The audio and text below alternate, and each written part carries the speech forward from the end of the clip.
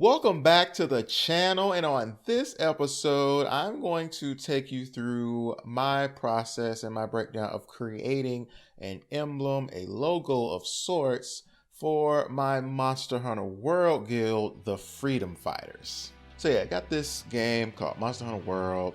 It's an amazing game. You go out, you hunt monsters, and with each monster you take down, you can make your own gear, make your own armor. It's an amazing game with so much content in it, so much replay value. And it's a franchise that I largely avoided. For most of my life, I saw my friends playing it, and I was like, ooh, that's too much potions and having to keep up with all this, monsters and the Rathalos and all that stuff. But with Monster Hunter World coming to PlayStation 4 and me actually having the console that it comes on, I'm like, okay, I'll give this a shot. And I'm so glad I did. Love the game. So with that, my friend Antoine invited me to their long-standing guild that they have called Freedom Fighters for Freedom. And I thought it'd be a good idea to make a logo / emblem for our guild. So with that, the first thing I did was, sketch out a possible idea for it. So the main images is like a shield, the sapphire star, and then a sword. So I started with crests such as this. I try to get the one side designed correctly because I'm a fan of symmetry.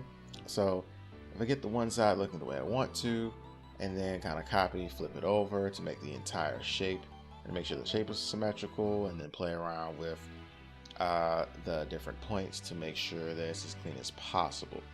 Now from there, I began playing around with the idea of having something at the bottom, but that didn't really work for me, so I kind of abandoned that idea and then started to work on the sword. Now, so I want to make a simple sword, so I use a lot of simple shapes to kind of put that together and put the sword in the center, because I want the sword to be the centerpiece. So and also the design and kind of the style of this kind of mimics some of the icons that you see in the game itself for weapons and potions and certain things of that nature. So yeah, once I got the sword the way I wanted it, I made sure that the sword kind of pierced. I wanted the sword to kind of pierce through the top. That was something I was playing around with, and having the sword kind of give the sword space, So after I did that, I began to work on the star, and I kind of wanted the star to kind of mimic kind of like the sapphire star is something that is referenced a lot in the game. So I kind of wanted something that was kind of similar to that. Not the traditional star, but a star that was more akin to what's in the game. And then once I kind of got that, I kind of placed that there. Then I wanted to do the stripes.